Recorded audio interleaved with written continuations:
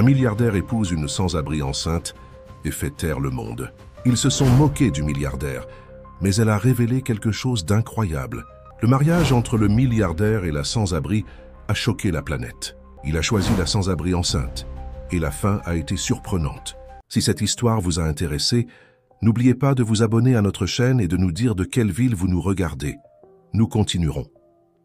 Les gouttes de pluie tambourinaient contre le pare-brise de la Bentley d'Alexandre Dubois alors qu'il traversait les rues désertes de Paris. L'écran numérique sur son tableau de bord affichait 23h47, une autre nuit tardive aux entreprises Dubois, où les décisions à plusieurs milliards étaient aussi routinières qu'un café matinal. Ses doigts tambourinaient contre le volant en cuir, son esprit digérant encore la fusion d'entreprises qu'il venait de finaliser. L'accord ajouterait un zéro supplémentaire à sa fortune déjà impressionnante, mais étrangement, l'excitation habituelle de la victoire lui semblait creuse. Un éclair illumina le ciel, projetant des ombres dures sur le paysage urbain. Les yeux gris acier d'Alexandre se plissèrent lorsqu'il aperçut une silhouette recroquevillée contre le mur d'un bâtiment, cherchant à se protéger de la pluie torrentielle. Quelque chose dans cette scène le poussa à ralentir, une déviation de son instinct habituel, de passer son chemin et d'oublier. La silhouette était celle d'une jeune femme, sa veste légère serrée autour de son corps, une main protégeant son ventre arrondi. Alexandre ne pouvait expliquer ce qui l'avait poussé à s'arrêter. Peut-être était-ce la dignité avec laquelle elle se tenait malgré sa situation, ou peut-être quelque chose dans ses yeux qui reflétait une détermination qu'il reconnaissait en lui-même. Quelle qu'en soit la raison, pour la première fois depuis des années, il agissait sans calculer les coûts et les bénéfices. « Mademoiselle » appela-t-il en baissant sa vitre. « Vous ne devriez pas être dehors par ce temps. Laissez-moi vous aider. » La femme leva les yeux, révélant un visage qui, malgré la fatigue, conservait une beauté frappante. Ses yeux sombres croisèrent les siens avec un mélange de méfiance et de désespoir. « Je vais bien », répondit-elle, sa voix à peine audible au-dessus de la pluie. « Je n'ai pas besoin de charité. » Alexandre sortit de sa voiture, ignorant la pluie qui commençait immédiatement à tremper son costume à 1000 €. « Ce n'est pas de la charité, » dit-il en s'approchant lentement. « C'est de la simple humanité. Vous êtes enceinte, il fait un froid glacial, et vous avez besoin d'aide. Je vous la propose sans arrière-pensée. » Elle hésita, une main appuyée contre le mur pour se soutenir. « Pourquoi devrais-je vous faire confiance ? » « Parce que pour l'instant, vous n'avez pas beaucoup d'options, » répondit-il honnêtement. « Et je vous donne ma parole, pour ce que ça vaut, que je veux seulement vous aider. » La femme l'étudia longuement, ses yeux scrutant son visage à la recherche d'un signe de tromperie. Finalement, la fatigue et les circonstances l'emportèrent sur la prudence. « Je m'appelle Élodie, » dit-elle doucement, faisant un pas hésitant vers lui. « Élodie Martin. » Alors qu'Alexandre l'aidait à monter dans sa voiture, il remarqua qu'elle tremblait violemment. Sans hésiter, il enleva sa veste de costume et la drapa sur ses épaules. Le geste sembla la surprendre autant que lui. Cela faisait des années qu'il n'avait pas montré une telle gentillesse spontanée envers qui que ce soit. « Nous devons vous emmener à l'hôpital, » dit-il, remarquant à quel point elle semblait pâle. « Tu n'es pas en état d'être ici. »« Pas d'hôpital, » protesta faiblement Élodie. « Je ne peux pas me permettre. »« Je m'en occupe, » coupa Alexandre d'un ton qui ne souffrait aucune objection. C'était la même voix qu'il utilisait dans les salles de réunion pour réduire ses opposants au silence. Mais il y avait quelque chose de différent maintenant, une pointe de véritable inquiétude qui lui semblait étrange, même à ses propres oreilles. Alors qu'il roulait sur les rues luisantes de pluie, Alexandre jetait régulièrement des regards à sa passagère inattendue.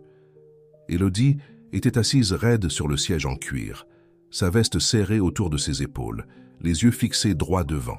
Elle était jeune, probablement dans le milieu de la vingtaine, mais il y avait une lassitude en elle qui évoquait des épreuves qu'il ne pouvait qu'imaginer.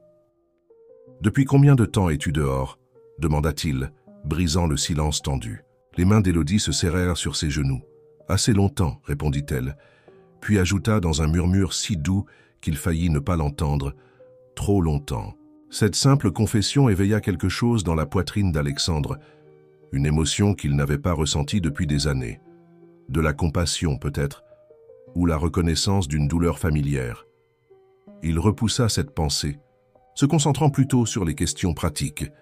Il sortit son téléphone et passa un appel rapide à l'hôpital de la Pitié-Salpêtrière où il siégeait au conseil d'administration. « Docteur Sophie Nguyen, s'il vous plaît », dit-il dans le téléphone. « Dites-lui que c'est Alexandre Dubois. Oui, je patiente. » Il jeta un nouveau regard à Élodie, remarquant à quel point elle semblait lutter pour rester consciente. « Tiens bon », murmura-t-il, plus doucement qu'il ne l'avait fait avec quiconque depuis longtemps. « Nous y sommes presque. » L'entrée des urgences de l'hôpital était éclairée par la lumière fluorescente lorsque la Bentley d'Alexandre s'arrêta. Le docteur Sophie Nguyen attendait déjà avec un fauteuil roulant, son visage professionnellement neutre alors qu'elle observait la scène. L'un des milliardaires les plus notoires de Paris aidant une femme enceinte sans abri à sortir de sa voiture de luxe. Si elle était surprise, elle ne le montra pas. « Allons, rentrons », dit chaleureusement le docteur Nguyen à Élodie, qui commençait à vaciller sur ses pieds. « Monsieur Dubois, vous pouvez vous occuper des formalités ?» Alexandre hocha la tête, regardant Élodie être emmenée en fauteuil roulant. Il resta là un moment, l'eau dégoulinant de ses vêtements sur le sol immaculé de l'hôpital, se sentant étrangement incertain, une émotion qu'il n'avait pas ressentie depuis ses débuts. Dans la construction de son empire, le poids de son téléphone dans sa poche lui rappela 3 réunions de conseil manquées et une conférence téléphonique qu'il aurait dû préparer. Au lieu de cela, il se surprit à suivre le chemin qu'ils avaient pris avec Élodie. Il les retrouva dans une chambre privée où le docteur Nguyen était déjà en train de procéder à un examen. Élodie paraissait petite et vulnérable sur le lit d'hôpital, mais ses yeux conservaient cette détermination farouche qu'il avait remarquée plus tôt. Elle tressaillit lorsque le docteur Nguyen essaya de prendre sa tension artérielle, et Alexandre vit quelque chose dans son expression qui lui serra la poitrine, un regard de quelqu'un qui avait appris à s'attendre à la douleur de la part du monde. « Le rythme cardiaque du bébé est stable », annonça le docteur Nguyen. « Mais vous êtes gravement déshydraté et malnutri. Depuis combien de temps n'avez-vous pas pris un vrai repas ?» Les yeux d'Élodie se tournèrent vers Alexandre, puis revinrent vers le docteur Nguyen. « Je me débrouille », répondit-elle de manière évasive. « Ce n'est pas une réponse », se surprit-il à dire, sa voix plus douce que d'habitude. « Vous devez être honnête avec nous si nous voulons vous aider. » Le visage d'Élodie se durcit. « Je n'ai pas demandé votre aide, monsieur Dubois. Je n'ai pas besoin... » « Votre bébé en a besoin, » l'interrompit-il, soutenant son regard défiant. « Quelle que soit la fierté ou la peur qui vous retient, pensez à votre enfant. » Les mots restèrent suspendus entre eux, lourds d'une compréhension non dite.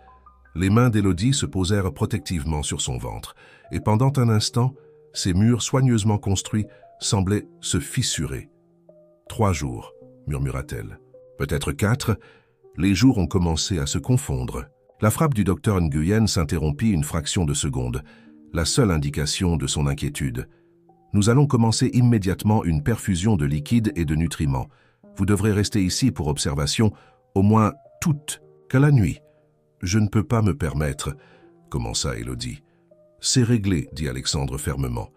Lorsqu'Élodie ouvrit la bouche pour protester, il ajouta « Considérez cela comme un investissement dans le potentiel. Je suis doué pour le reconnaître. » Une infirmière entra avec le matériel de perfusion et Alexandre sortit pour leur donner de l'intimité. Dans le couloir, il sortit son téléphone et commença à passer des appels. D'abord à son assistant pour annuler ses réunions du lendemain, puis à son chef de la sécurité pour demander une vérification des antécédents d'Élodie Martin. Ce n'était pas la méfiance qui le poussait. C'était un besoin de comprendre, de combler les blancs de son histoire. Les heures passèrent et Alexandre se trouva incapable de partir. Il s'assit dans la salle d'attente, son impatience habituelle étrangement absente. Le personnel de l'hôpital se déplaçait autour de lui avec une efficacité rodée, certains lançant des regards curieux au milliardaire qui semblait décidément peu milliardaire dans ses vêtements trempés par la pluie. Le docteur Nguyen le trouva là juste avant l'aube. « Elle est stable », annonça-t-elle. « Mais monsieur Dubois, il y a autre chose que vous devriez savoir. Lorsque nous avons examiné ses formulaires d'admission, elle a indiqué sa dernière adresse connue. C'était le foyer Sainte-Catherine pour enfants, il y a environ 8 ans. » Alexandre sentit le monde basculer légèrement. Sainte-Catherine, l'orphelinat qu'il avait aidé à financer lorsqu'il construisait son entreprise, avant d'apprendre à fermer son cœur à tout sauf aux marges bénéficiaires. Il l'avait presque oublié, l'avait rangée parmi les autres décisions sentimentales de ses débuts, qu'il avait ensuite considérées comme des faiblesses. Elle était l'une des nôtres, poursuivit doucement le docteur Nguyen. Une des enfants que vous avez aidées. Alexandre se leva brusquement et se dirigea vers la fenêtre. La pluie avait cessé, laissant la ville scintiller dans la lumière de l'aube. Derrière lui, il entendait le docteur Nguyen attendre une réponse, mais il n'en avait aucune à donner. Pour la première fois depuis des années, Alexandre Dubois, l'homme connu pour toujours avoir une réponse, pour toujours tout contrôler, se trouvait complètement démuni face à ces mots. Le soleil matinal filtrait à travers les stores de la chambre d'hôpital, projetant des ombres rayées sur la forme endormie d'Élodie. Alexandre se tenait dans l'embrasure de la porte, son esprit encore bouleversé par la révélation concernant Sainte-Catherine. Il avait enfilé des vêtements frais que son assistant avait apportés, mais il ne se sentait pas du tout rafraîchi. Le poids de la coïncidence, ou peut-être du destin, pesait lourdement sur ses épaules. Élodie bougea, ses yeux s'ouvrant lentement. Un instant, la confusion traversa son visage, puis la reconnaissance et la méfiance revinrent. Elle s'assit lentement, une main se déplaçant instinctivement pour protéger son ventre. « Vous êtes toujours là, dit-elle, la surprise évidente dans sa voix. « Je suis là, répondit Alexandre en entrant dans la pièce. Il hésita, puis s'assit sur la chaise à côté de son lit.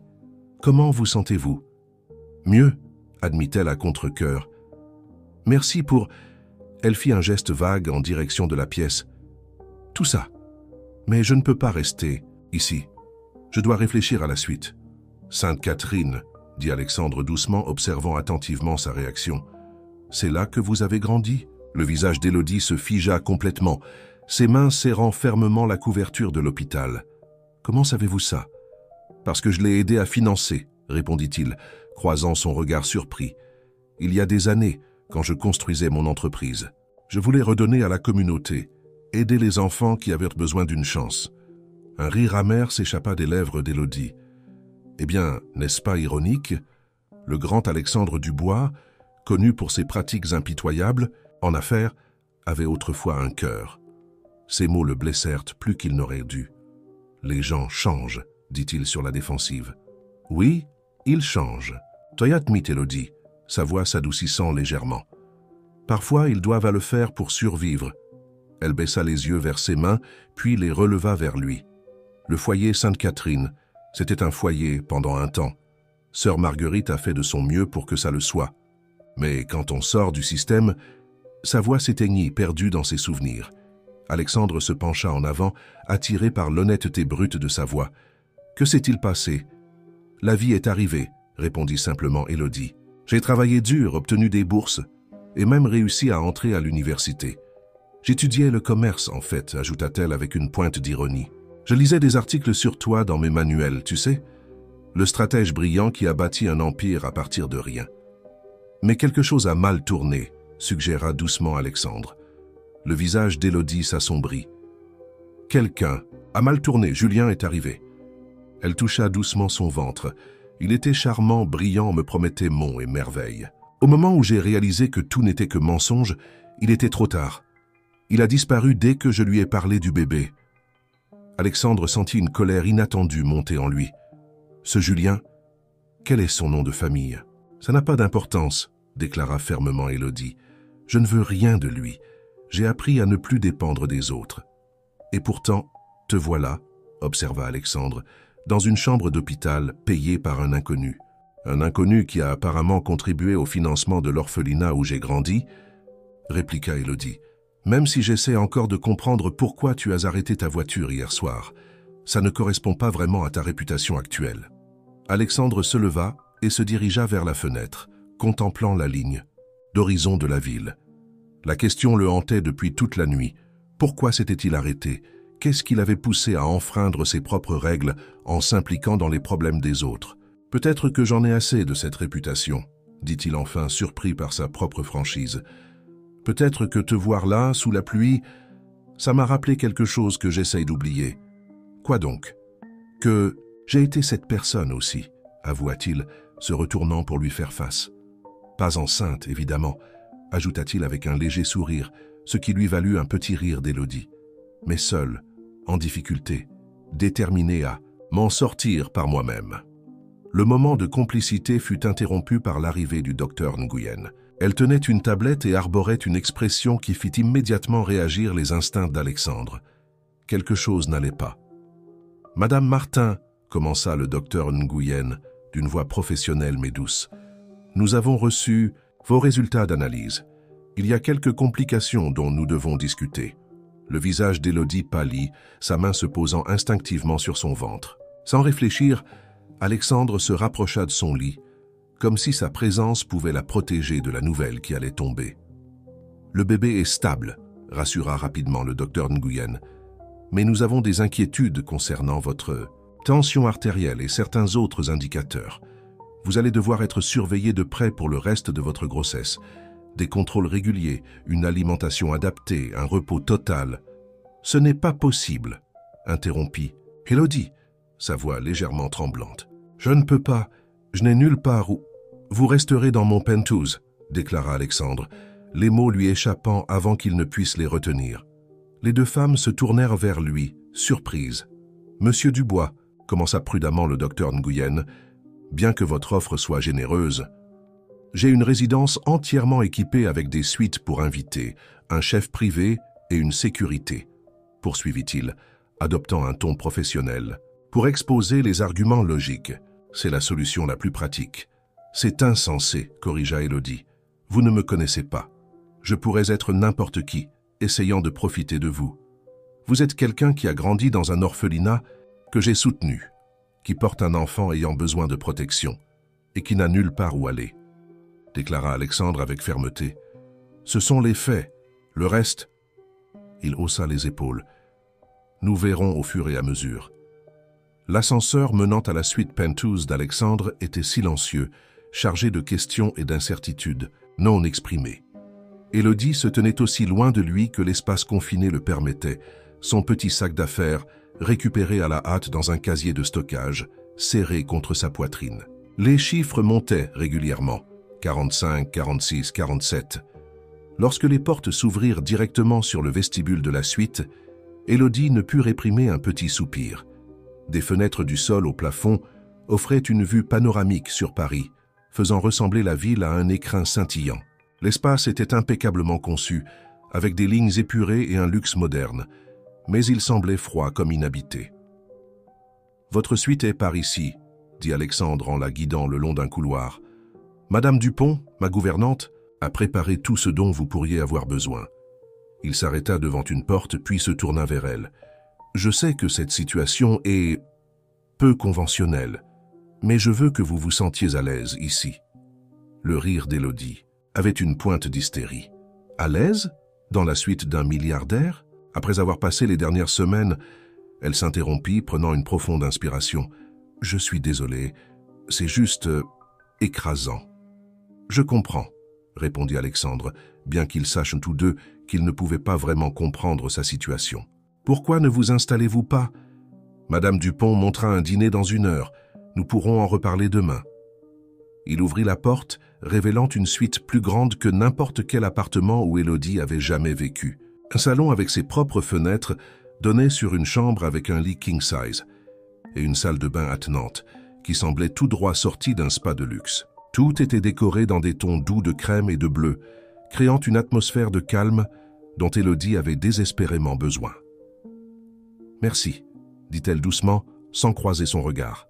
« Pour tout ça. Même si je ne comprends toujours pas pourquoi. » Alexandre commença à répondre, puis sembla se raviser. « Repose-toi un peu, » dit-il à la place, et il la laissa seule avec ses pensées. Plus tard, dans la soirée, après un dîner qu'elle avait à peine touché, malgré sa qualité évidente, Élodie se tenait devant les fenêtres de sa suite, contemplant les lumières de la ville. Combien de fois avait-elle levé les yeux vers des immeubles comme celui-ci, se demandant quelle vie se cachait derrière ces tours de verre. Maintenant, elle était là, dans l'un de ses appartements, se sentant plus déplacée que jamais. Un léger coup à la porte interrompit ses pensées. « Entrez », appela-t-elle, s'attendant à voir Madame Dupont. Mais c'est Alexandre qui entra, un ordinateur portable à la main. « J'espère ne pas vous déranger », dit-il, remarquant son expression surprise. « J'ai juste pensé que vous pourriez avoir besoin de ça. » Il posa l'ordinateur, Sur une table à proximité. Il est neuf, entièrement à vous. Je me suis dit que vous pourriez vouloir, je ne sais pas, chercher un travail, suivre des cours en ligne, tout ce que vous voudrez. Élodie s'approcha de l'ordinateur avec prudence, comme s'il pouvait la mordre. Pourquoi faites-vous tout ça? Alexandre passa une main dans ses cheveux, un geste étonnamment humain de la part de quelqu'un qui paraissait toujours si impeccable dans les médias. Me croiriez-vous si je disais que je ne le sais pas vraiment? En fait, oui, répondit Élodie, se surprenant à sourire légèrement. C'est peut-être la chose la plus honnête que vous m'ayez dite. Il lui rendit son sourire et pendant un instant, la tension dans la pièce s'apaisa. Puis son téléphone vibra et le moment fut rompu. Il vérifia l'écran, son expression s'assombrissant. « Tout va bien ?» demanda Élodie, surprise par sa propre inquiétude. « Juste des affaires » répondit-il avec désinvolture. Mais elle perçut l'inquiétude dans ses yeux avant qu'il ne la masque. « Rien qui ne vous concerne. À ce propos, le docteur Nguyen veut vous voir demain pour un examen. Je vous enverrai mon chauffeur. »« Je peux prendre un taxi » protesta Élodie. « Vous n'avez pas besoin de... »« Élodie » l'interrompit Alexandre d'une voix ferme mais pas dénuée de gentillesse. « Laissez les gens vous aider. Parfois, accepter de l'aide n'est pas une faiblesse, c'est une stratégie. » Ces mots résonnèrent en elle d'une manière inattendue. Combien de fois avait-elle refusé de l'aide par fierté, par peur de devoir quelque chose à qui que ce soit? Où cela l'avait-il menée? « D'accord, concéda-t-elle, mais je veux faire quelque chose en retour. Je ne peux pas juste vivre ici, accepter la charité. » Alexandre l'étudia un moment, puis hocha la tête. « C'est juste. Quelles sont tes compétences? » « J'étais en 3e année d'un diplôme en gestion avant... » Elle fit un geste vers son ventre. « Je comprends les états financiers, l'analyse de marché, la stratégie d'entreprise de base. Je suis doué avec les ordinateurs, les réseaux sociaux. » « Intéressant, » murmura Alexandre, plus pour lui-même que pour elle. Il semblait réfléchir à quelque chose. « Nous en reparlerons demain. Pour l'instant, repose-toi. » Après son départ, Élodie s'assit au bord du lit incroyablement confortable, l'esprit en ébullition. 24 heures plus tôt, elle était blottie dans une entrée, essayant de rester au sec. Maintenant, elle se trouvait dans le penthouse d'un milliardaire, avec un ordinateur portable et une chance de... Quoi exactement? Elle ouvrit l'ordinateur portable, ses doigts planant au-dessus des touches. Après une hésitation, elle tapait « Alexandre Dubois » dans la barre de recherche. Des milliers de résultats apparurent, des articles sur ses succès en affaires, ses prises de contrôle impitoyables, sa réputation d'être brillant mais froid. Rien sur le financement d'orphelinats ou l'aide aux femmes enceintes dans la rue. En lisant, Élodie commença à voir des schémas dans ses stratégies d'entreprise, les coups de génie qui avaient bâti son empire. Mais elle vit aussi autre chose, quelque chose qui la fit se redresser, son esprit commençant à s'emballer avec des possibilités. Car là, dans les rapports financiers et les communiqués de presse, elle vit des vulnérabilités que quelqu'un comme elle, quelqu'un qui comprenait à la fois la richesse et la pauvreté, pourrait être particulièrement qualifié pour aider à résoudre. 2 semaines s'étaient écoulées depuis qu'Élodie avait emménagé dans le penthouse, et elle commençait lentement à trouver ses marques dans ce nouveau monde. Les nausées matinales s'étaient calmées grâce à une nutrition et des soins appropriés, et ses visites régulières chez le docteur Sophie Nguyen montraient une amélioration de ses signes vitaux. Mais c'était le sentiment d'avoir un but qui avait l'effet le plus spectaculaire sur son bien-être. Alexandre avait pris sa suggestion au sérieux. Après leur conversation ce premier soir, il lui avait donné accès à certains des comptes de réseaux sociaux et des supports marketing de son entreprise. « Montre-moi ce que tu sais faire », avait-il dit, et Élodie s'était plongée dans le travail avec une détermination qui la surprenait elle-même. Elle était en train de revoir des rapports d'analyse dans le bureau à domicile du penthouse quand Alexandre fit irruption, son calme habituellement composé visiblement perturbé. « Allume les infos financières », dit-il sans préambule.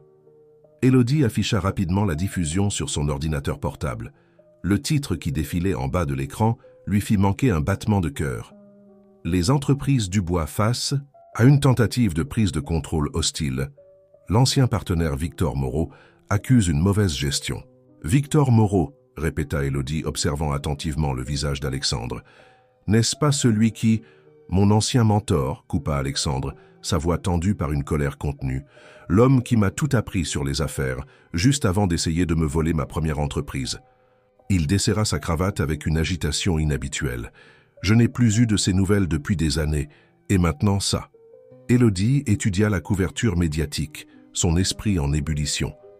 Ces accusations, elles ne concernent pas seulement les affaires, n'est-ce pas? Elles sont personnelles. Le rire d'Alexandre était amer.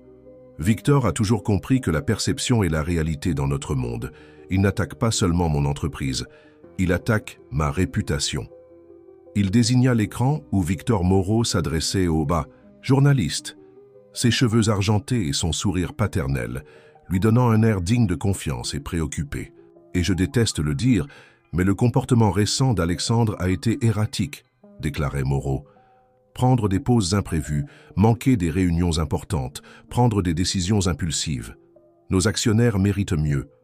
Élodie sentit son visage s'échauffer. Il parle de moi, n'est-ce pas? De toi qui m'aide. Pas directement, dit Alexandre s'asseyant enfin. Il ne sait pas encore pour toi, mais il le saura. Victor a des moyens de tout découvrir. Il passa une main dans ses cheveux, un geste qu'Élodie avait appris à reconnaître comme un signe de stress réel. Peut-être que je devrais simplement le racheter, lui donner ce qu'il veut. Non, dit Élodie fermement, les surprenant tous deux par sa véhémence. C'est exactement ce qu'il veut que tu fasses. Regarde ces chiffres. Elle tourna son ordinateur pour lui montrer les analyses des réseaux sociaux qu'elle avait étudiés. L'image publique de ton entreprise s'est en fait améliorée ces 2 dernières semaines. Les nouvelles initiatives d'engagement communautaire sur lesquelles j'ai travaillé ont augmenté le sentiment positif de 23%. Alexandre se pencha en avant, ses yeux parcourant les données. « Comment as-tu » ? « Je comprends les 2 côtés de l'équation, expliqua Élodie, s'emballant sur son sujet. Tes communications d'entreprise traditionnelles se concentrent sur le pouvoir et le succès, ce qui plaît aux investisseurs mais aliène le grand public. J'ai mis en avant le côté humain des entreprises du bois, montrant comment ton succès crée des emplois et des opportunités. C'est toujours votre marque, juste plus accessible. » Un sourire lent s'étala sur le visage d'Alexandre, le premier véritable qu'elle avait vu depuis qu'il était entré dans la pièce. « Vous êtes brillante, vous le savez ?» Élodie sentit ses joues s'échauffer sous le compliment. « Je comprends simplement ce que c'est que d'être à l'extérieur et de regarder à l'intérieur. Parfois, les liens les plus forts naissent en montrant de la vulnérabilité, pas de la force. La vulnérabilité n'est pas vraiment mon point. » Fort, admit Alexandre, se levant pour regarder par la fenêtre son empire de verre et d'acier. Peut-être que c'est exactement pourquoi Victor Moreau pense qu'il peut gagner, suggéra Élodie doucement. Il compte sur vous pour réagir comme vous l'avez toujours fait, avec force et argent. Et si nous essayions quelque chose de différent? Alexandre se retourna vers elle, la curiosité remplaçant l'inquiétude dans son expression. Qu'avez-vous en tête? D'abord, nous devons comprendre exactement à quoi nous avons affaire, dit Élodie, affichant un autre écran de données. J'ai fait des recherches sur Victor Moreau. Saviez-vous que sa fondation caritative a été impliquée dans plusieurs scandales? Ils ont été discrètement réglés, mais les dossiers sont toujours publics si on sait où chercher. Les sourcils d'Alexandre se levèrent. Comment avez-vous trouvé ça? En grandissant dans le système, on apprend à lire entre les lignes, répondit Élodie. Les fondations caritatives sont souvent utilisées pour cacher des activités moins charitables. Les chiffres ne correspondent pas dans la fondation de Moreau. Il y a des écarts qu'un bon journaliste d'investigation adorerait explorer. Vous suggérez de combattre le feu par le feu? Exposer ses secrets? Élodie secoua la tête. Pas exactement. Je suggère que nous changions complètement le récit. Au lieu de combattre ces accusations, nous montrons au monde un autre visage. D'Alexandre Dubois. Un visage que même Victor Moreau ne verra pas venir. Alors qu'elle décrivait son plan, Élodie se sentit plus vivante qu'elle ne l'avait été depuis des mois. C'était ce qu'elle était destinée à faire, utiliser sa perspective unique pour rapprocher des mondes qui semblaient impossibles à réunir. Elle vit l'expression d'Alexandre passer du scepticisme à l'intérêt, puis à l'excitation, et sentit quelque chose de chaud éclore dans sa poitrine qui n'avait rien à voir avec les hormones de la grossesse. « C'est risqué, dit-il finalement. Si ça ne marche pas. »« Tout ce qui en vaut la peine est risqué, » répliqua Élodie. « Vous me l'avez appris, vous vous souvenez? Parfois, accepter de l'aide n'est pas une faiblesse, c'est de la stratégie. » Alexandre rit, reconnaissant ses propres mots. Utiliser mes propres conseils contre moi? Tu es vraiment dans le bon métier. Il l'observa un instant, son expression s'adoucissant. Merci, Élodie, de m'avoir aidé à voir les choses différemment. L'intensité de son regard lui coupa le souffle et elle détourna rapidement les yeux, se concentrant sur l'écran de son ordinateur portable. Eh bien, tu m'as donné une chance quand personne d'autre ne l'aurait fait. Considère ça comme ma façon de te rendre l'appareil. Mais ils savaient tous deux que cela devenait bien plus que ça. Bien plus. Le plan d'Élodie était déjà en marche.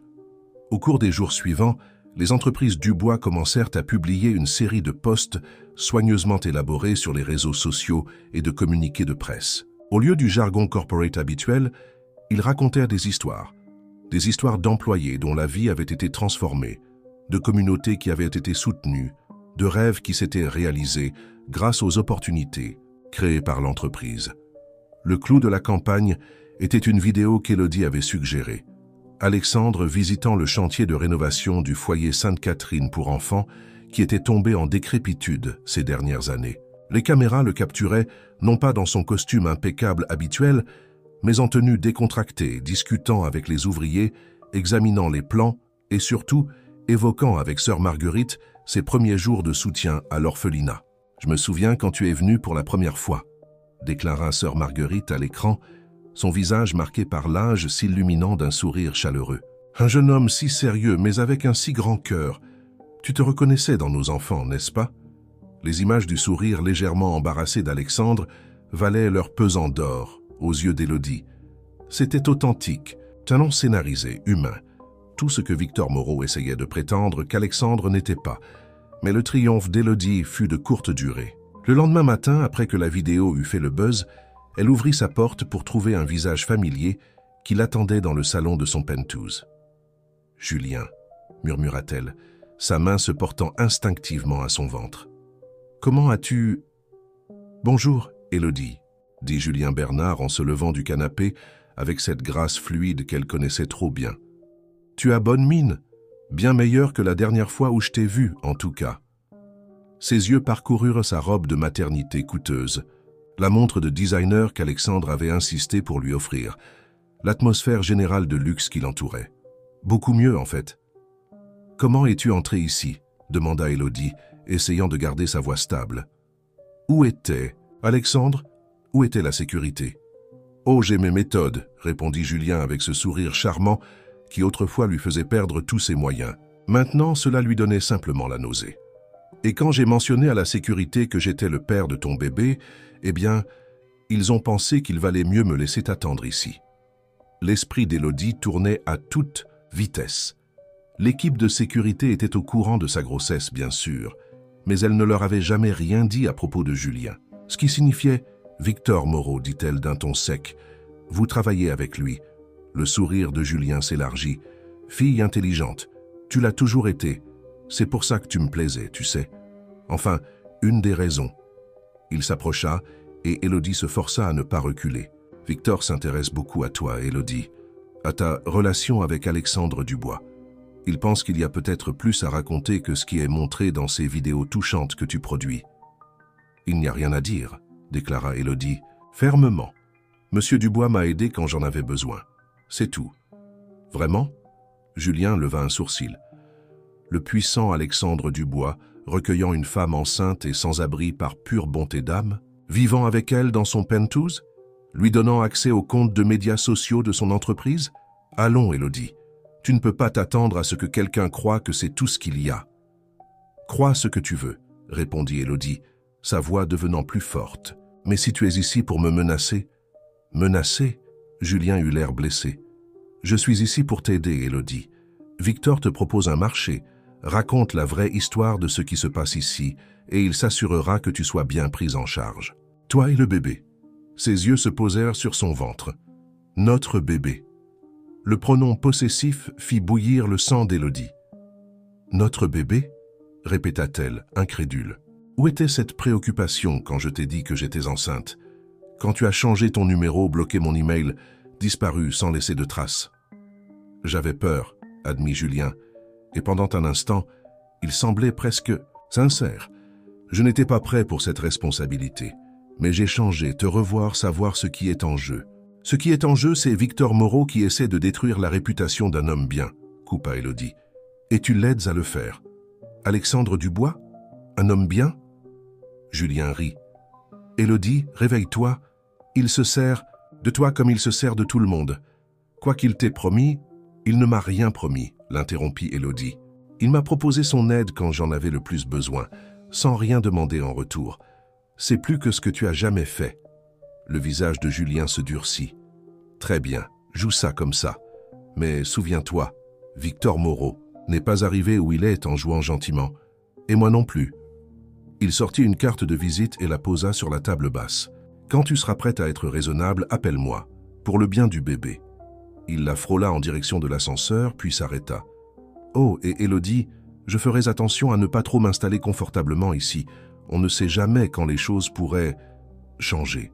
Les portes de l'ascenseur se refermèrent derrière lui, laissant Élodie tremblante, mêlant peur et rage. Elle attrapa son téléphone pour appeler Alexandre, puis s'arrêta. C'était exactement ce que voulait Victor Moreau, montrer qu'elle était un fardeau, qu'elle rendait Alexandre vulnérable. Au lieu de cela, elle s'assit à son ordinateur et commença à taper. S'il voulait jouer dur, elle avait encore quelques cartes à jouer. Grandir dans le système lui avait appris bien plus qu'à lire entre les lignes. Cela lui avait appris à se battre quand elle était acculée. Et elle n'était plus cette fille effrayée et impuissante. Elle avait maintenant quelque chose pour lequel se battre. Quelqu'un pour qui ça vaut la peine de se battre. Alexandre sentit que quelque chose n'allait pas dès qu'il sortit de l'ascenseur. Élodie était assise à sa place habituelle dans le bureau à domicile, mais sa posture était raide, ses doigts parcourant le clavier avec une intensité inhabituelle. Elle leva à peine les yeux lorsqu'il entra, un autre signe alarmant. « Élodie » dit-il doucement, posant sa mallette. « Que s'est-il passé ?» Elle continua à taper pendant un moment, puis le regarda enfin. Le mélange de détermination et de vulnérabilité dans ses yeux lui serra la poitrine. Julien était là. Alexandre sentit son corps se glacer. « Julien, ton ex? Comment est-il entré ?»« Apparemment, il travaille avec Victor Moreau, » répondit Élodie, sa voix soigneusement contrôlée. « Il est venu avec un message. Enfin, plutôt une menace. Ils essaient de monter une histoire sur nous, sur la raison pour laquelle tu m'aides. » La mâchoire d'Alexandre se contracta. « Je vais faire renforcer la sécurité immédiatement. Il ne rentrera plus. » « Ce n'est pas le problème, » dit Élodie en tournant l'écran de son ordinateur vers lui. « Regarde ça. » Alexandre se pencha pour lire l'article qu'elle avait ouvert. C'était clairement destiné à un tabloïd, le genre spécialisé dans les scandales d'entreprise et les ragots de célébrités. Le titre lui fit bouillir le sang. Le secret de Dubois, la maîtresse enceinte du milliardaire liée à un drame de rachat d'entreprise. Ils vont me peindre soit comme ta maîtresse, soit comme une chasseuse de fortune, continua Élodie, sa voix ferme malgré le tremblement de ses mains. Ils diront que je te manipule, que je fais partie d'un plan pour prendre le contrôle de l'entreprise. Ils utiliseront mon passé, ma grossesse, tout contre nous. Je ne laisserai pas ça arriver, dit Alexandre avec fermeté, mais Élodie secoua la tête. Tu ne comprends pas. Ce n'est plus seulement une question qui me concerne. Elle se leva, arpentant la pièce. J'ai creusé davantage dans la fondation de Victor Moreau. Les incohérences que j'ai trouvées, elles sont bien plus importantes que ce que je pensais initialement. Beaucoup plus. Elle ouvrit un autre document, celui-ci rempli de données financières. Regarde ces transactions. De gros dons provenant de sociétés écrans, redirigés à travers plusieurs comptes, puis disparaissant dans des holdings offshore. C'est un blanchiment d'argent sophistiqué, Alexandre, et je pense que Julien est impliqué aussi. Alexandre étudia les chiffres, son expression s'assombrissant. Comment as-tu découvert ça? Comme je l'ai dit, grandir dans le système t'apprend des choses. J'ai appris à suivre les traces papier, à repérer les motifs. Quand tu essaies de retrouver des membres de ta famille ou de retracer des dossiers de placement en famille d'accueil, tu développes un talent pour la recherche. Elle marqua une pause, puis ajouta doucement. En plus, j'ai peut-être eu un peu d'aide de sœur Marguerite. Cela fit lever brusquement les yeux à Alexandre. Sœur Marguerite? Élodie hocha la tête. Je l'ai contactée. Après avoir vu la vidéo que nous avons faite, il s'avère qu'elle a gardé ses propres archives, certaines des sociétés écrans qui ont fait des dons à la Fondation Moreau, elles ont aussi essayé d'acheter la propriété de Sainte-Catherine, il y a quelques années, quand l'orphelinat était en difficulté. Elle a gardé toute la documentation pensant que quelque chose clochait. Et maintenant, tu penses que... Je pense que Victor Moreau ne veut pas seulement s'en prendre à ton entreprise, termina Élodie. Je pense qu'il utilise sa fondation pour dissimuler des activités illégales depuis des années, et que Sainte-Catherine devait en faire partie d'une manière ou d'une autre. Quand tu es intervenu pour aider à la rénover, j'ai accidentellement interféré avec ses plans, acheva Alexandre, la compréhension éclairant son regard. C'est pour ça qu'il passe à l'action maintenant. Ce n'est pas seulement une question d'entreprise, c'est une question de dissimuler ses traces. Élodie hocha la tête, s'enfonçant dans son fauteuil. Mais nous ne pouvons rien prouver pour l'instant. Et si nous essayons de l'exposer sans preuve concrète, il nous détruira tous les deux, dit Alexandre sombrement. Il se déplaça pour se tenir derrière son fauteuil, ses mains reposant légèrement sur ses épaules. Le geste était censé être réconfortant, mais ils sentirent tous les deux le courant électrique qui passa entre eux au contact. « Je suis désolé, » murmura Élodie. « Je ne voulais pas t'amener tous ces ennuis dans ta vie. » Alexandre tourna son fauteuil pour la faire face à lui, s'agenouillant pour croiser son regard. « Élodie, écoute-moi. Tu n'as pas apporté des ennuis, tu as apporté de la clarté. Pour la première fois depuis des années, je vois les choses telles qu'elles sont vraiment. Victor Moreau, cette entreprise, tout, y compris moi-même. Leurs visages n'étaient plus qu'à quelques centimètres l'un de l'autre, et Élodie pouvait voir la sincérité dans ses yeux, ainsi que quelque chose de plus profond, quelque chose qui faisait battre son cœur plus vite. Alexandre. Le moment fut interrompu par un coup de pied vigoureux du bébé. Élodie eut un soupir de surprise, attrapant instinctivement la main d'Alexandre pour la poser sur son ventre. Ils restèrent tous deux immobiles lorsqu'un autre coup se fit sentir fort et déterminé. « Eh bien, dit Alexandre doucement, sa main toujours posée sur son ventre, il semble que quelqu'un d'autre ait son mot à dire sur tout ça. » Élodie rit, la tension se dissipant légèrement. « Il fait ça de plus en plus souvent, surtout quand je suis stressé. »« Il » Alexandre sourcilla. « Tu sais que c'est un garçon ?» Élodie rougit. « Juste une intuition. J'essaye de ne pas trop penser à l'avenir, mais tu ne peux pas t'en empêcher. » acheva Alexandre, retirant enfin sa main, bien qu'à contre-cœur. « Je comprends. Moi aussi j'ai pensé à l'avenir, à beaucoup de choses. » La manière dont il la regarda fit retenir son souffle à Élodie. Mais avant qu'il ne puisse en dire plus, le téléphone d'Alexandre vibra avec un message urgent. Le charme était rompu. « Réunion d'urgence du conseil », dit-il en vérifiant l'écran. Moreau passe à l'action. Élodie se redressa sur sa chaise, son expression se durcissant avec détermination. « Alors nous devons être prêts à faire de même. J'ai une idée, mais elle est risquée, très risquée. »« Dis-moi, » dit Alexandre, et la confiance dans sa voix donna à Élodie le courage de continuer. « Nous allons avoir besoin de l'aide de sœur Marguerite, » commença-t-elle, « et nous allons devoir nous faire entièrement confiance. Parce que ce que je propose, ça pourrait tout sauver ou tout perdre. » La réunion d'urgence du conseil était prévue pour 9 heures le lendemain matin. Élodie passa la nuit à aider Alexandre à se préparer, à revoir des documents, à planifier leur stratégie. À l'aube, ils étaient tous deux épuisés mais déterminés. Le plan était risqué, mais c'était leur meilleure chance. « Souviens-toi, dit Élodie, tandis qu'Alexandre ajustait sa cravate devant le miroir. Moreau s'attendra à ce que tu sois sur la défensive. Il compte sur le vieil Alexandre Dubois, celui qui répond aux menaces par l'agressivité. Au lieu de cela, je serai l'image même de la coopération calme, répondit Alexandre, croisant son regard dans le reflet. Es-tu sûr de cela? Une fois que nous aurons commencé, nous ne pourrons plus faire marche arrière, termina Élodie. Je sais, mais je te fais confiance. Me fais-tu confiance? La question resta suspendue entre eux, lourde de sens. Alexandre se tourna pour lui faire face. Pour tout, dit-il simplement. Le cœur d'Élodie manqua un battement face à l'intensité de sa voix, mais elle se força à se concentrer. Alors, allons-y. La réunion du conseil d'administration commença exactement comme il l'avait anticipé.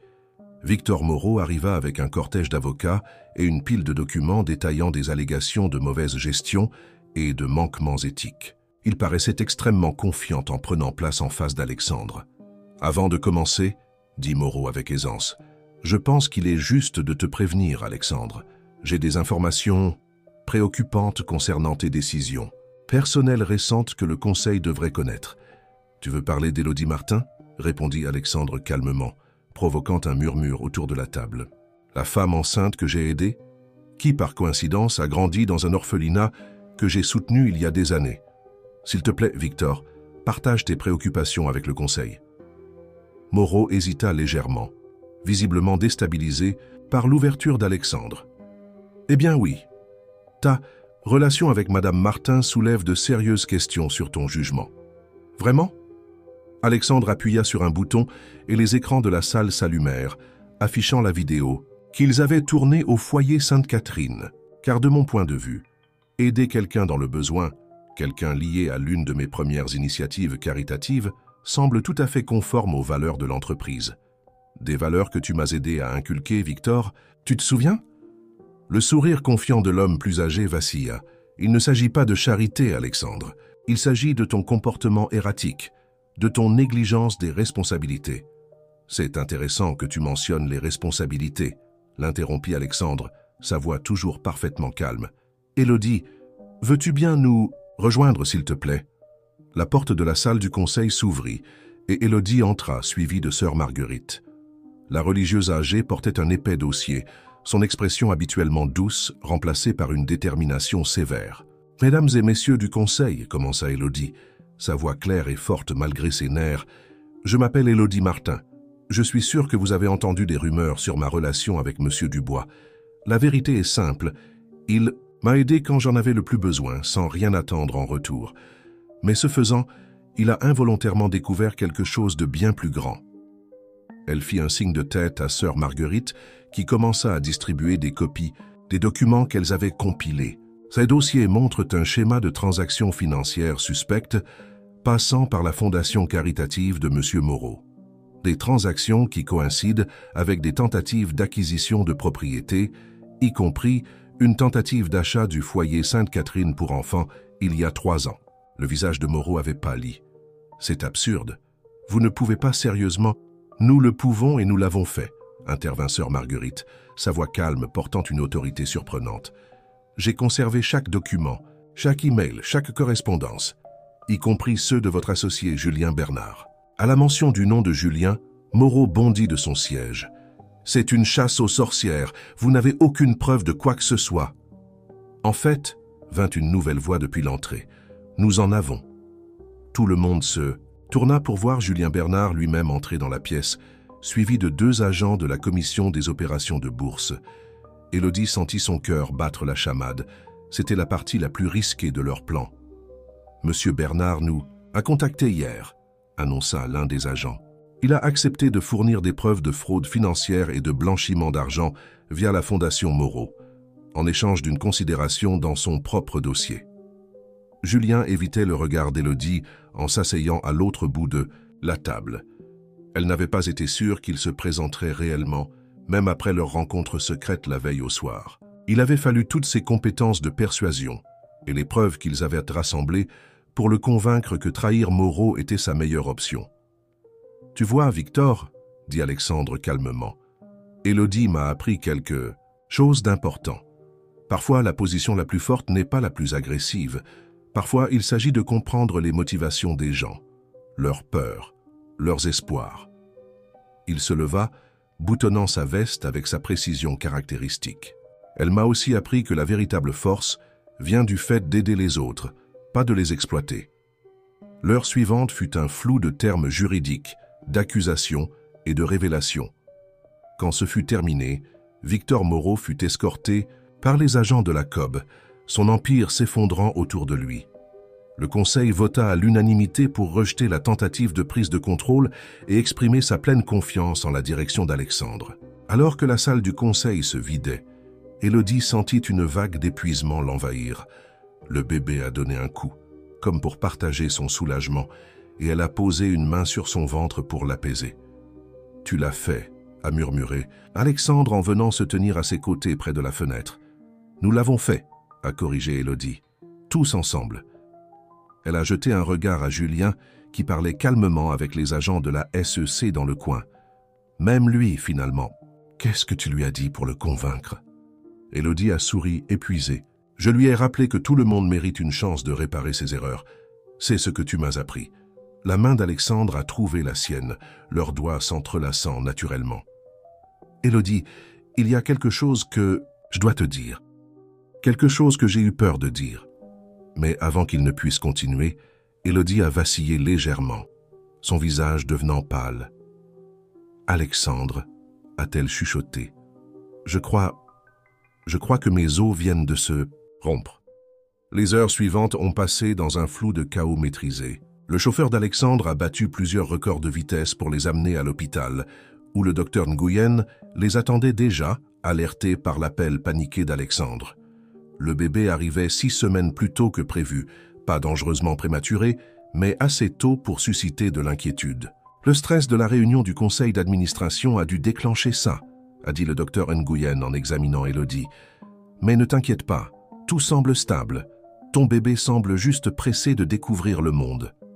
Élodie a serré la main d'Alexandre lors d'une nouvelle contraction, ne se souciant plus des limites professionnelles ou des apparences. « Il tient ça de moi », a-t-elle réussi à dire entre ses dents serrées, toujours pressée d'agir. Alexandre a ri, bien que son visage trahisse son inquiétude. « Il me semble que c'est toi qui avais toujours tous les plans bien réfléchis. »« Les plans changent », a haleté Élodie en serrant sa main plus fort. « En parlant de ça, qu'est-ce que tu voulais me dire ?» Dans la salle du conseil, avant... Plus tard, a murmuré Alexandre en écartant une mèche de cheveux de son front. « Pour l'instant, concentre-toi sur ça.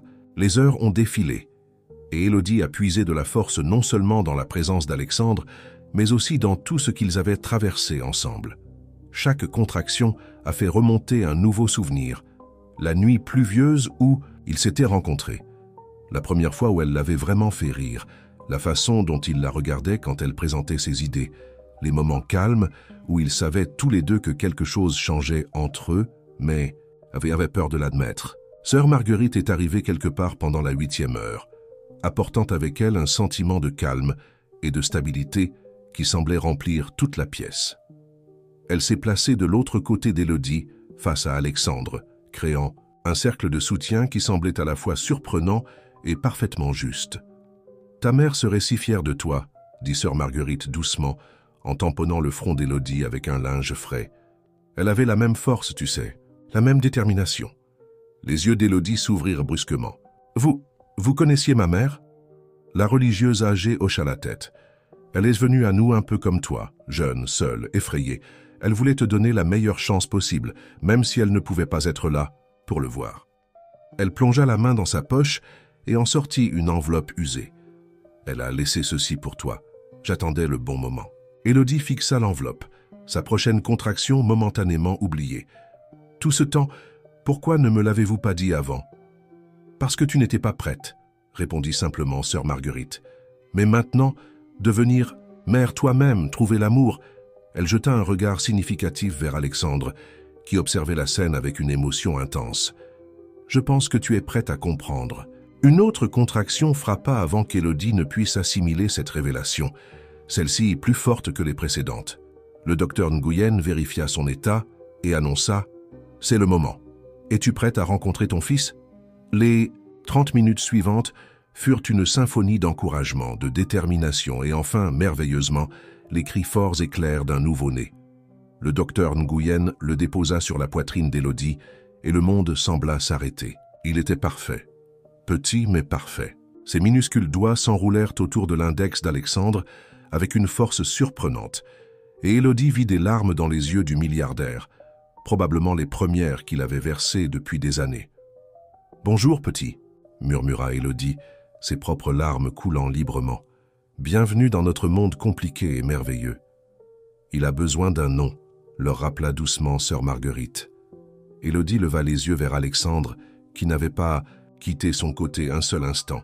« Je pensais peut-être Thomas, comme ton père ?» Alexandre retint son souffle. Il n'avait mentionné son père qu'une seule fois, tard une nuit où ils travaillaient ensemble. Thomas Dubois avait été un ouvrier du bâtiment qui n'avait jamais vécu assez longtemps pour voir le succès de son fils. « Tu t'en souviens ?»« C'est vrai que je me souviens de tout, » murmura Élodie. « Chaque histoire, chaque détail. Ils font partie de ce que nous sommes maintenant. »« Thomas » Alexandre essaya le nom, observant le bébé bâillé. « Thomas Mathieu Dubois. » Il marqua une pause, regardant Élodie avec un air interrogateur. « Du bois ?» demanda Élodie, son cœur battant pour des raisons qui n'avaient rien à voir avec l'excitation post-accouchement. Alexandre prit une profonde inspiration, puis plongea la main dans la poche de sa veste. « Élodie, je porte ça depuis des semaines, attendant le bon moment. » Il sortit une petite boîte en velours. « J'avais tout un discours préparé sur la façon dont tu es entré dans ma vie, comme une tempête et a tout changé. Sur la façon dont tu m'as appris que la vraie force ne réside pas dans le pouvoir ou le contrôle, mais dans le courage d'ouvrir son cœur. Sur le fait que je ne peux pas imaginer ma vie sans toi. » Il ouvrit la boîte, révélant une bague en diamant magnifique mais sobre. « Mais en te regardant maintenant, tenant notre fils, parce que c'est ainsi que je le vois, si tu me le permets, je réalise qu'aucun discours ne sera jamais suffisant. Tu m'as offert tout ce dont je ne savais même pas avoir besoin. Veux-tu m'offrir un autre cadeau? Veux-tu m'épouser ?» Le bébé choisit ce moment pour éternuer, tout doucement, faisant rire tout le monde à travers leurs larmes. Élodie regarda la bague, le visage plein d'espoir d'Alexandre, le sourire entendu de sœur Marguerite, son fils, leur fils, et sentit que toutes les pièces de sa vie s'assemblaient enfin.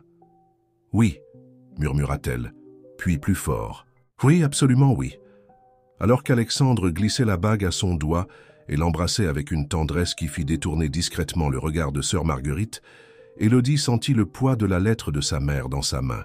Quoi qu'elle contienne, elle savait maintenant que son histoire ne s'était pas terminée dans cette rue sous la pluie. Elle ne faisait que commencer.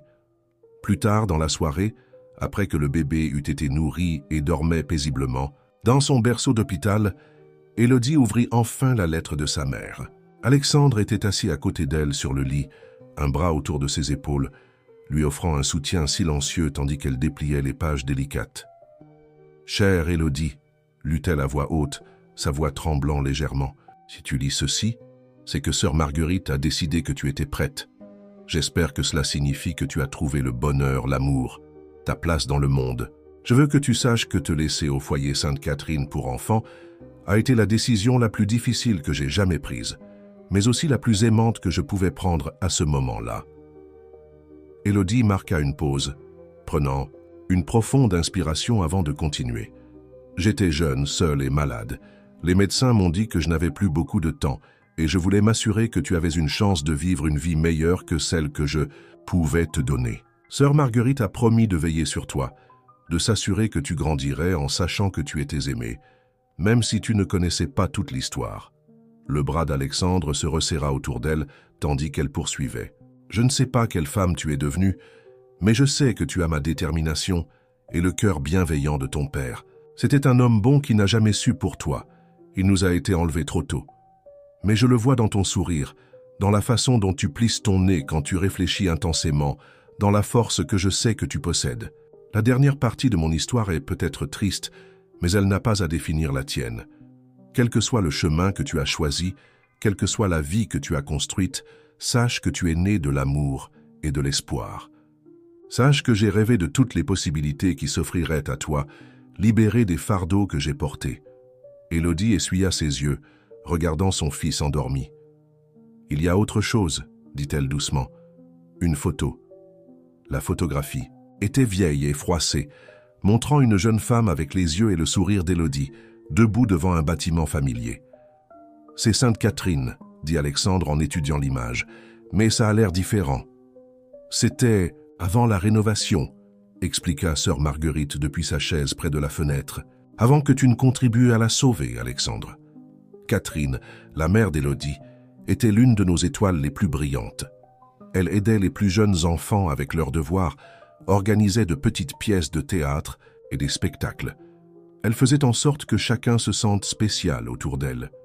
Tout comme sa fille, murmura Alexandre en déposant un baiser sur la tempe d'Élodie. Élodie traça du doigt le visage de sa mère sur la photo. Toutes ces années, j'ai cru que j'étais seule.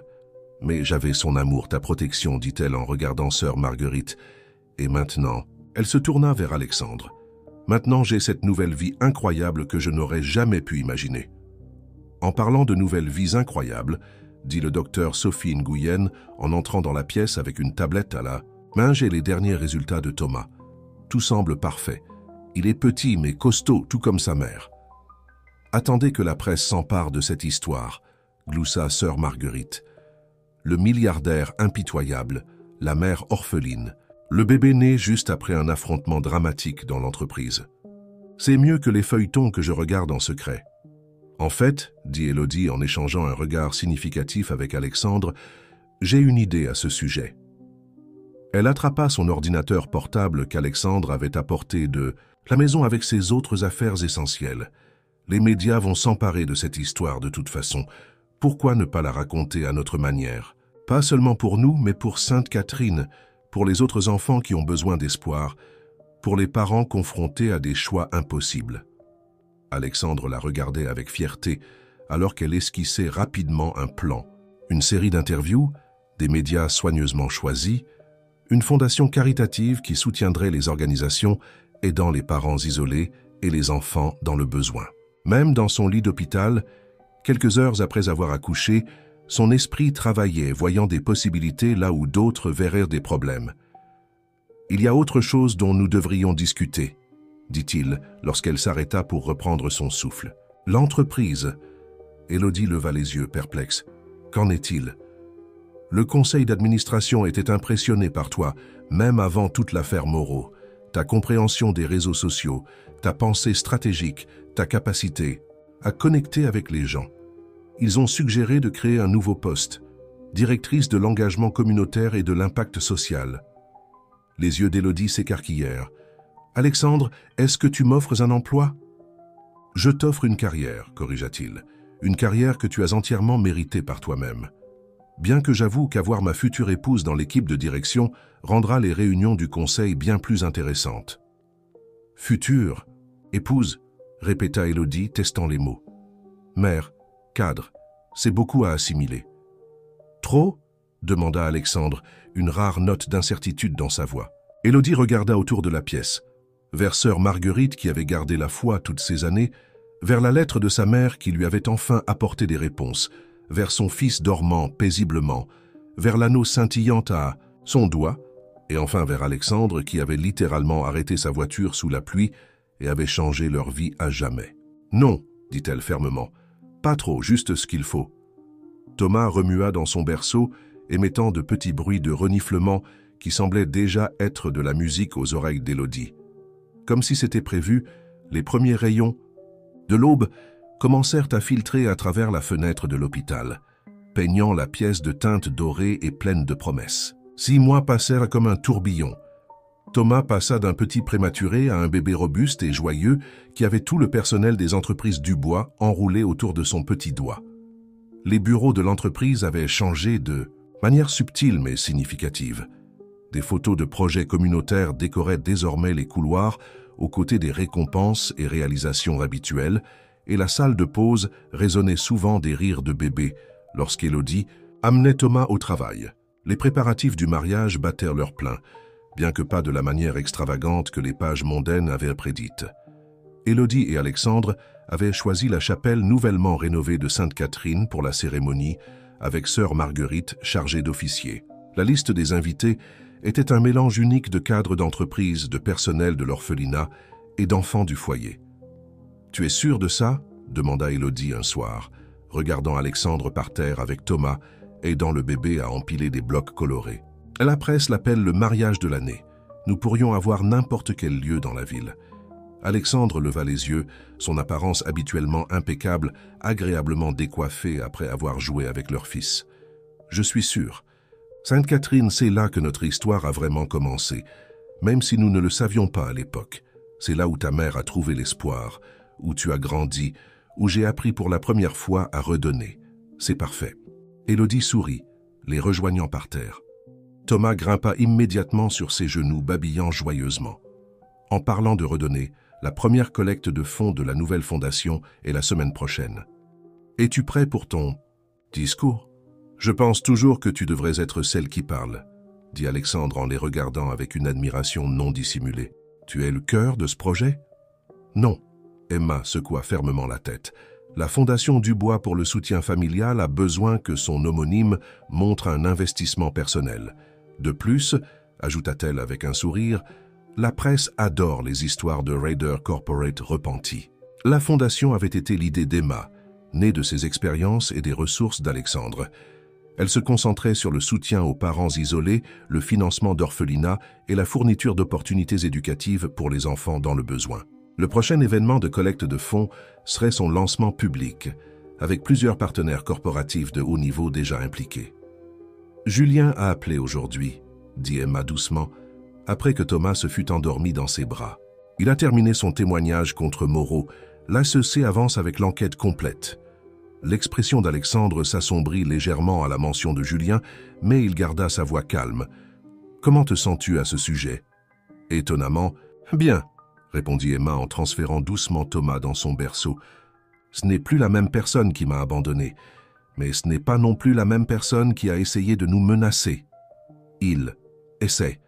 Les procureurs disent que sa coopération a été inestimable. Et Moreau ?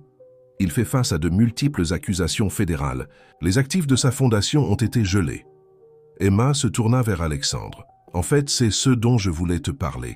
Certains de ces actifs incluent des propriétés qui devaient être des centres communautaires ou des refuges, des projets qui n'ont jamais vu le jour, car ils n'étaient que des couvertures pour son blanchiment d'argent. » Alexandre leva un sourcil, reconnaissant le ton de sa voix.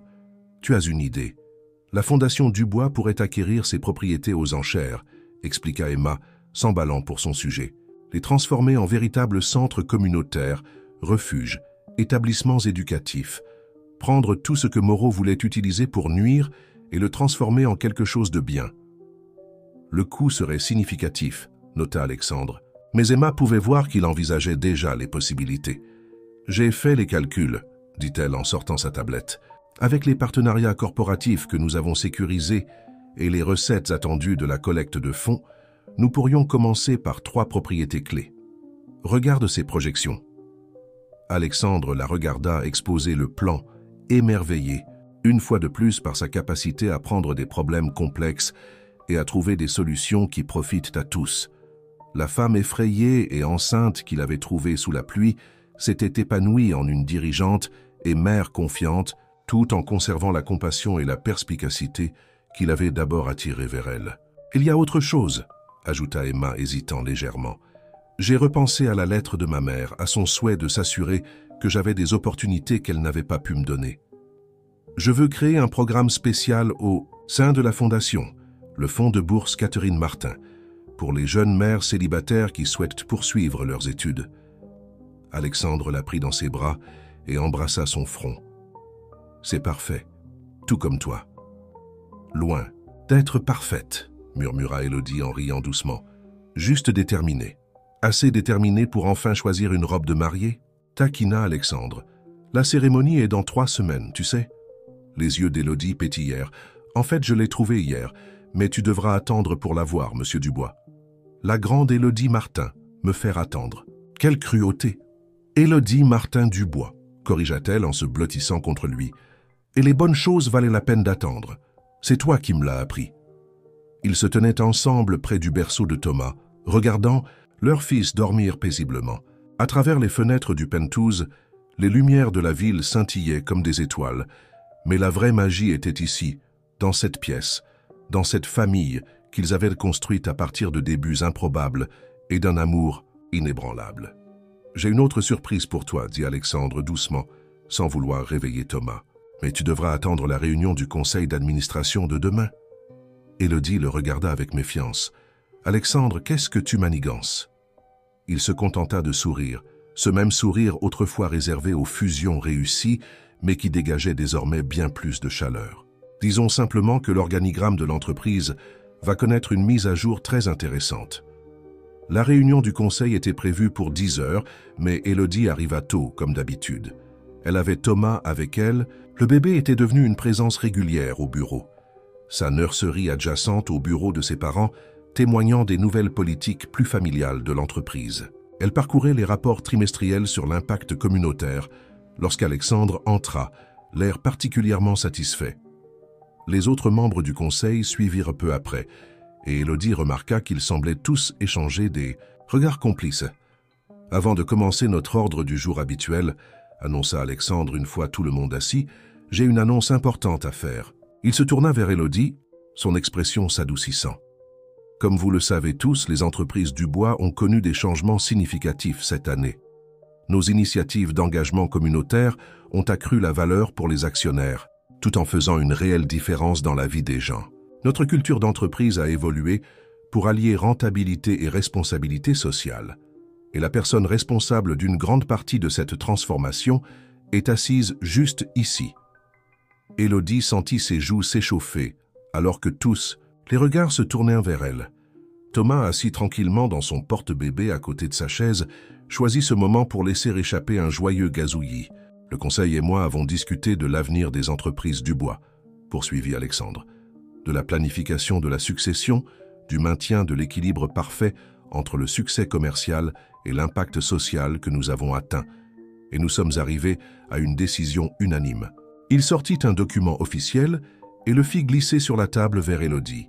« Élodie Martin-Dubois, nous aimerions vous proposer le poste de co-PDG des entreprises du bois, avec un accent particulier sur le développement stratégique et l'impact communautaire. » Élodie fixa le document, puis Alexandre, puis les membres du conseil souriant. « Co-PDG » murmura-t-elle. « Vous l'avez plus que mérité » intervint l'un des membres seniors du conseil. « Votre gestion de la situation Moreau a démontré une pensée stratégique remarquable. Vos initiatives communautaires ont amélioré notre image publique et ouvert de nouvelles opportunités de marché. Et franchement, vous contrebalancez les tendances plus agressives d'Alexandre.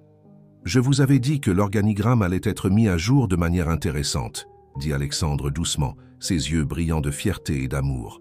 Élodie baissa les yeux vers Thomas, qui tendait les bras vers elle avec un sourire édenté. Dans son visage, elle pouvait voir des échos de la photo de sa mère, de la détermination d'Alexandre, de son propre parcours depuis cette rue pluvieuse jusqu'à cette salle de réunion.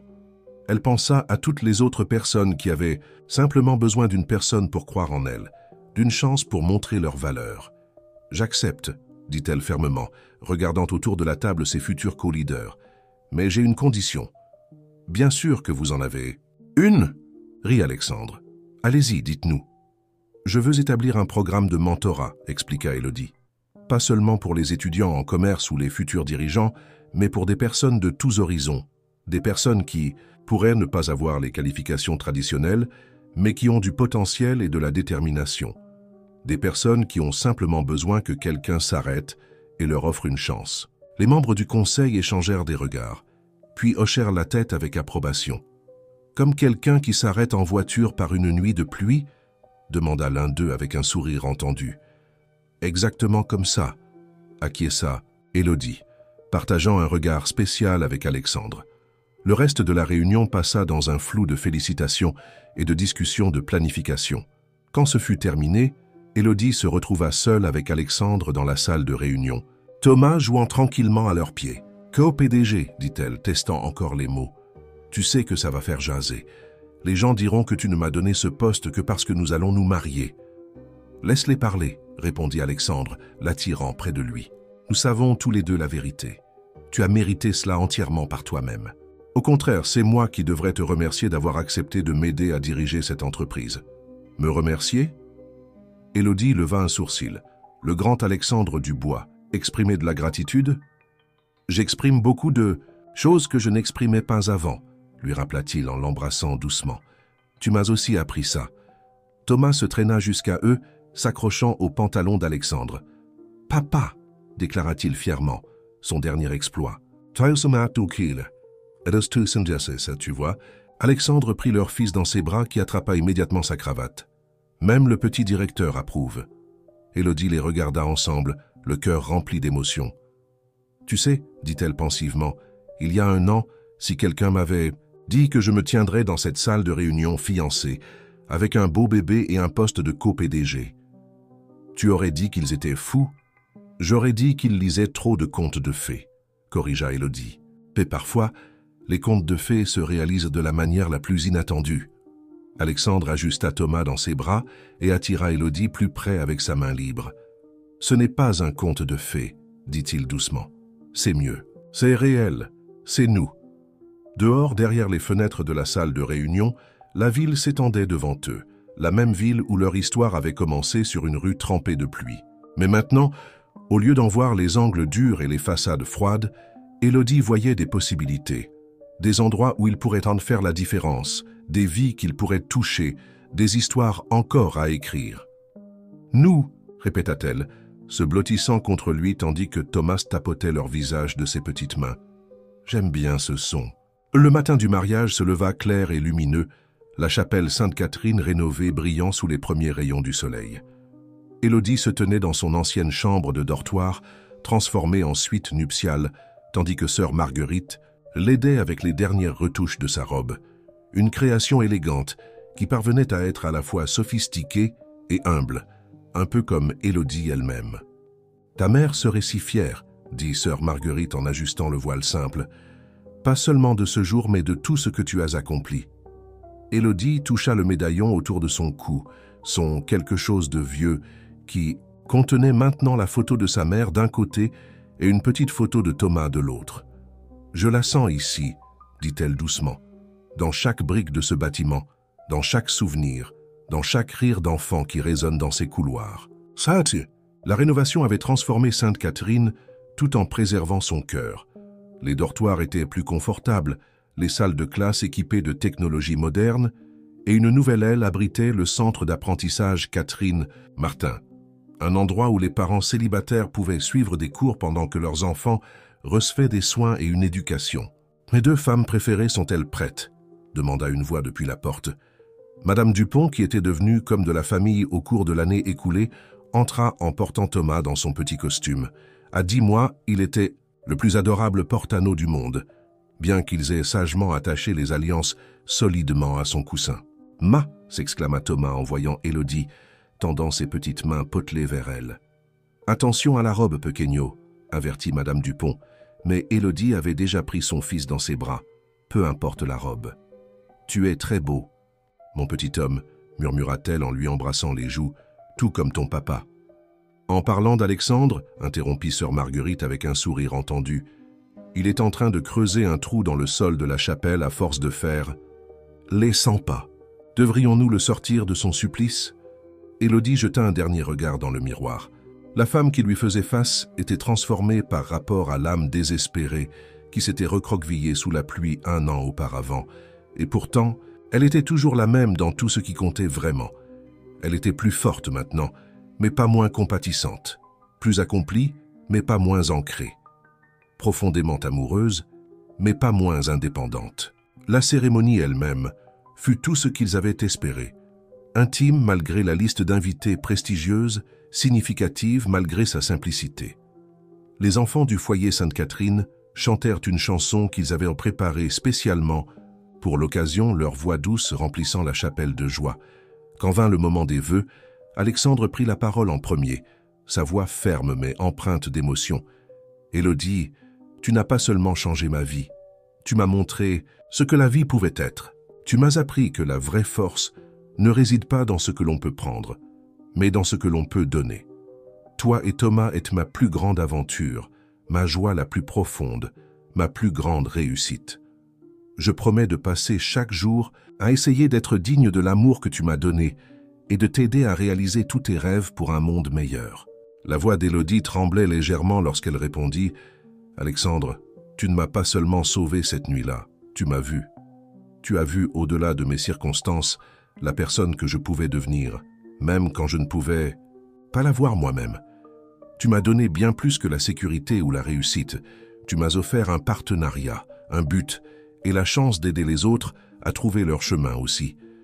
Je promets d'être ta partenaire en toutes choses, de te défier quand tu en as besoin, de te soutenir quand tu en as besoin, et de t'aimer, toi et Thomas, de tout mon être. » Thomas, assis tranquillement sur les genoux de Madame Dupont, choisit ce moment pour crier « Papa, maman !» provoquant des vagues de rire dans la chapelle. Après la cérémonie, la célébration s'étendit dans les nouveaux jardins aménagés du foyer Sainte-Catherine. Les enfants du foyer se mêlèrent facilement aux dirigeants d'entreprise, leur apprenant des jeux et leur montrant leurs nouvelles installations. La presse, autorisée à couvrir uniquement les parties publiques de l'événement, captura des images qui ornèrent les couvertures de magazines, le puissant PDG dansant avec sa mariée, tandis que leur fils applaudissait dans les bras de sa figure grand-maternelle. Le couple coupant leur gâteau entouré d'enfants de l'orphelinat. La mariée et le marié remettant à sœur Marguerite un don substantiel pour l'avenir du foyer Sainte-Catherine. Mais le moment le plus poignant vint plus tard, après le départ de la plupart des invités. Élodie et Alexandre se tenaient dans le jardin, Thomas dormant paisiblement contre l'épaule de son père, lorsque sœur Marguerite s'approcha avec une dernière surprise. « J'ai trouvé ceci parmi les affaires de Catherine », dit-elle en tendant à Élodie une enveloppe scellée. « Elle m'a demandé de te la remettre le jour de ton mariage, si tu trouvais quelqu'un digne de ton cœur. » Avec des doigts tremblants, Élodie ouvrit la lettre. « Ma très chère Élodie, si tu lis ceci, c'est que tu as trouvé l'amour, le vrai amour, celui qui te voit pour qui tu es et t'aide à devenir celle que tu es destinée à être. Je prie pour qu'il soit quelqu'un qui comprenne que la force et la tendresse peuvent coexister, que le succès ne signifie rien sans but, que la famille est une question d'amour plutôt que de sang. Sache que je suis avec toi aujourd'hui, ma chérie, dans l'air que tu respires, dans l'amour que tu ressens, dans le bien que tu fais aux autres.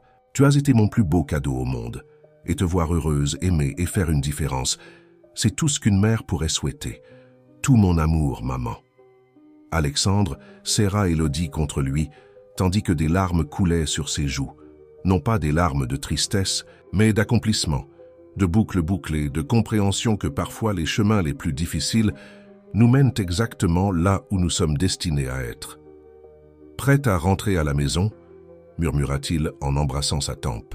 Élodie regarda autour d'elle le foyer Sainte-Catherine, l'endroit où elle avait grandi, où Alexandre avait appris à redonner, où leur fils aiderait maintenant d'autres enfants à trouver l'espoir. Puis elle regarda son mari et leur fils endormis, sa nouvelle bague captant les derniers rayons du coucher de soleil.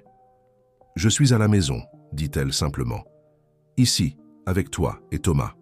C'est ici que toutes nos histoires se rejoignent et que de nouvelles commencent. » Alexandre sourit, comprenant parfaitement. Au loin, les rires des enfants résonnaient depuis le terrain de jeu, un son qui leur rappellerait toujours que l'amour, comme l'espoir, grandit mieux lorsqu'il est partagé. « Alors commençons notre prochain chapitre, » dit-il en lui prenant la main, ensemble. Élodie serra sa main, sentant les possibilités infinies s'étendre devant eux. « Ensemble, approuva-t-elle, pour toujours. »